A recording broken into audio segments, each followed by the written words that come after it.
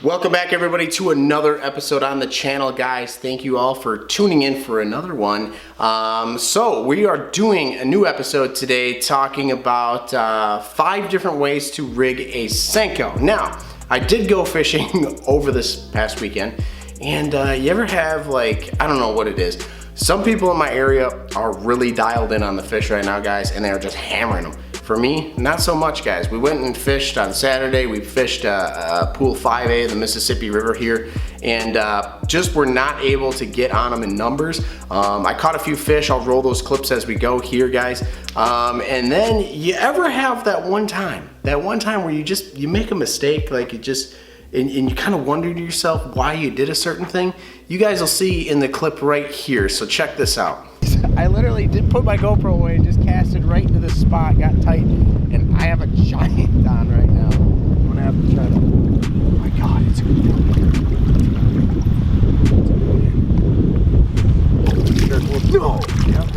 In that clip, guys, we were kind of on our way out. I took my GoPro off. I didn't think we were gonna fish anymore. We stopped at one last spot. I wasn't very hopeful, so I didn't even throw the GoPro on. And I threw up in there, and right when I hooked into that fish, I knew it was a good one. I'd say it was like, it was definitely over 4 pounds, maybe a 5-pounder, I don't know. Nice, it was a nice largemouth.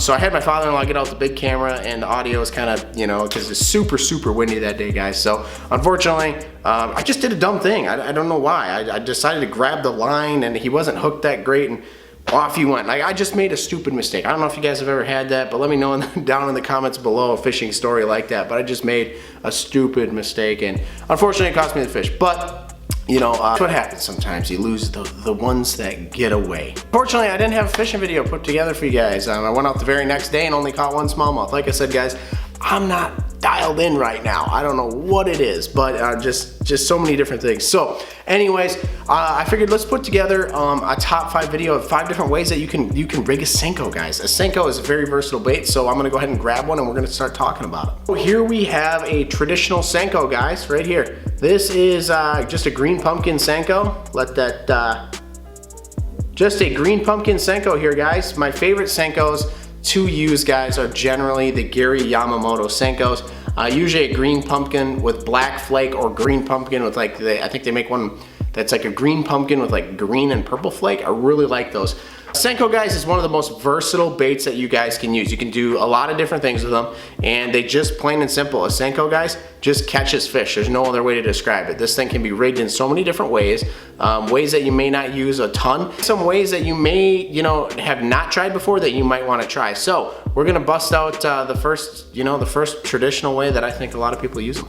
So let's talk about the very first way to fish a Senko. Now, what you'll need to do this, guys, the very first thing is you're going to need tungsten, a bullet weight of tungsten. Now, I grabbed a 1/2 ounce, which is you do use a 1/2 ounce tungsten when I'm fishing this style, but you could go smaller. 1/2 ounce is just good for presentation, but a 1/2 ounce tungsten, what you'll do with this is you'll slide this onto your line first, and then after you slide that tungsten onto your line, you're gonna have a EWG offset hook here. You guys can see that that is an offset hook, or you could use a worm hook. I prefer to use this style hook. A 4/0 I think works really well. It's a little bit bigger. If the fish grabs it, they're generally gonna have the hook in their mouth. So what you're doing with this, guys, is just a traditional Texas rig. So all you're gonna do here is you're gonna hold your kind of the thicker part of the worm up here first, and then you just push down the hook down in right there, like so. And then what you do is you just push it through, and then as you get to the top here, guys, you just twist the hook around, and then the bait is lying like so. Is embed the hook into the worm, and then we rig it weedless. So what you'll have is this this part here will be attached to your line right here, and then you'll have that bullet weight that is sitting right on top. So essentially your line will be coming up, and it'll be sitting like so. So you'll have kind of that bullet weight will be right above the bait. So what that does is when you throw it in there, this weight will drop down and stay. And I don't ever peg the weight with a Texas rig for the most part, guys. I leave it unpegged, and all that does is that weight slides down in the water, and this bait is just kind of freely by itself, and it just kind of throws through. So With the weight, it's good if you have a lot of current in your area or it's a really windy day. A weighted Senko is the way to go. Just a Texas rigged weighted Senko, because that weight will just help you with the current and helps get that bait down there. Sometimes fish are very into the drop. So sometimes the fish really want a bait that drops fast. So with a weighted Senko like this, with your tungsten weight, this is going to drop a lot faster in the water column. That would be my very first way to rig a Senko, guys, is a weighted Texas rigged Senko. So that leads me into the next one, which is, guys, just take the weight off. A weightless Senko. Now, you need a lighter setup to do this. If you're gonna do a weightless Senko, now with the weighted Senko with a 1/2 ounce, usually 3/8 is the lightest I'll go, but I'll use a medium heavy fast action rod. Usually with like, I don't know, you could get away with like 12-pound fluorocarbon or something like that, or even run braid and have a fluorocarbon leader on there. But 3/8 to 1/2 ounce I'd use like a medium heavy. But if I'm gonna go with a weightless Senko, guys, I will generally use a medium action rod. Now, the reason being is because there's not a lot of weight here, so you need a lighter rod to kind of throw that lure a little further, throw that bait. But a weightless Senko, guys, I don't know what it is, but when I am bed fishing for bass, when they are on beds, I will toss a weightless Senko. And I don't know if once this Senko gets on their bed, it's just, I think it's the rate of fall. So when you throw out a weightless Senko, it's not gonna sink really fast like the weighted Texas rig. This is a weightless Senko. When it hits the water, you gotta give it time, and it just slowly sinks in the water column. And I don't know if that action of it just slowly sinking in the water column just does it, but a weightless Senko is my #1 bed fishing bait. It just does really well. Like I said, it's a different thing that fish haven't seen. A lot of people will just throw weight on there, but if you can get away with a super calm day, not a lot of current, especially, that's why this bait works so good for bed fishing, is because when you're bed fishing, generally you're in some shallow coves that don't have a lot of wind, they don't have any current busting through them, so you can get away with throwing a bait like this. So that is my second way to rig a Senko. That is going to be a weightless Senko. So my next way to rig a Senko, guys, is a Wacky Rig. Now, if you guys have never seen a Wacky Rig Hook, here is what you're looking at. So here's a Wacky Rig Hook, guys. As you guys can see, I have a little bit of a weed guard, but this is a Wacky style hook. Now what you're gonna do with a Wacky Rig, guys, is your worm, your Senko, is not gonna be traditionally up and down like this. You're actually gonna turn it to the side. And as you guys will see on a Senko, there's a little kind of, I guess, piece in here that's not ribbed anymore. And all you do is just take and hook right through that.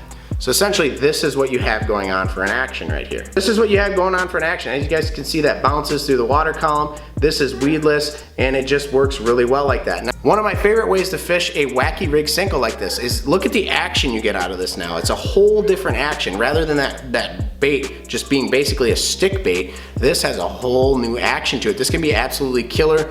I've seen a lot of guys do really well with the Wacky Rig. One of my favorite ways to use a Wacky Rig is when I'm on the river and I have a little bit of flow of current kicking into a back eddy. So if I see a lot of flowing water and then there's a nice back eddy, what I like to do is take this bait, the Wacky Rig especially, throw it into that current and just let my bail out and let this just kind of flow through the current and then bounce into that back eddy. And for some reason, this action just does really well. Once it throws into that back eddy, those fish, those smallmouth especially, are just waiting on that eddy to ambush anything coming. So this Wacky Rig does really well. That's one of my favorite ways to use it.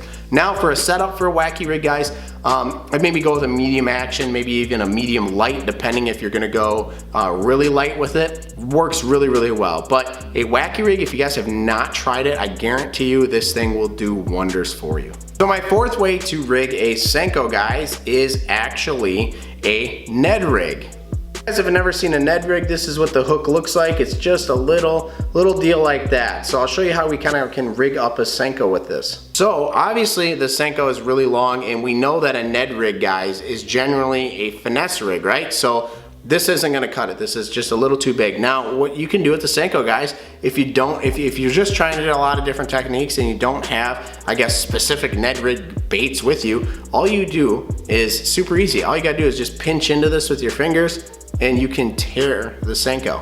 Super easy. Now look, we have a perfectly sized Ned bait right here. So all we do is slide that sucker onto the hook. So you're just gonna slide it on there exactly how it looks like you're gonna slide it on there. You're just gonna thread it all the way onto the hook and onto that bait keeper, guys. Now it's a super easy thing to do, and now we have a bait for the Ned rig right there. As you guys can see, that's rigged on there perfectly. Nice little Ned rig for fishing for smallie or whatever you need to do, especially if you need to just kind of switch it to a finesse technique, guys.